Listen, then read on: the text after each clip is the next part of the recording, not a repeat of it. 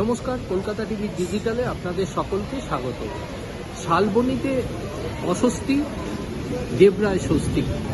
অভিষেক বন্দ্যোপাধ্যায়ের আত্মসহায়ক সুমিত রায়ের আগাম জামিন খারিজ হল শালবনীর এফআইআরের মামলা।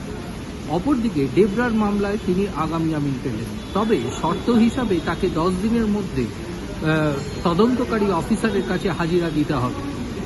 এদিন সুমিত রায়ের মামলায় সুজয় হাজরা এবং আসিফ কাজীর পক্ষ থেকে দুটি গোপন জবানবন্দি পেশ করা হয় আদালতের কাছে।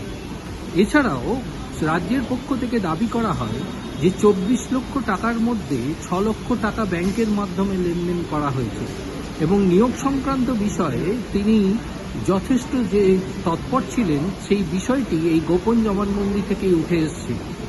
এই দুটি মামলার ক্ষেত্রে গ্রেপ্তার হওয়া দুই অভিযুক্তের গোপন জবানবন্দি থেকেই তদন্তকারী অফিসাররা সেই সিদ্ধান্তে পৌঁছেছে যে এদের সঙ্গে সুমিত রায়ের যোগ ছিল। যদিও সুমিত রায়ের আইনজীবী পরিষ্কারভাবে দাবি করেন 2023 সালের ঘটনা, এত বছর পর তাদের নাম সংযুক্ত করা হলো, এই বিষয়টি নিয়ে তিনি দাবি তোলেন।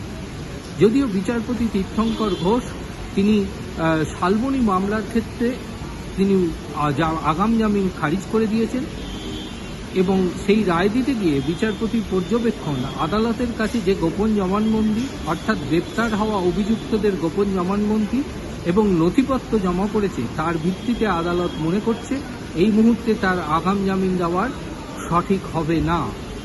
সেই কারণের জন্যই শালবনী মামলায় তার আগাম জামিন খারিজ করে দিলেন বিচারপতি তীর্থঙ্কর ঘোষ। পাশাপাশি দেবরায় নিয়োগ সংক্রান্ত বিষয়ে তার যে আগাম জামিনের আবেদন ছিল তা মঞ্জুর করল বিচারপতি তীর্থঙ্কর ঘোষ।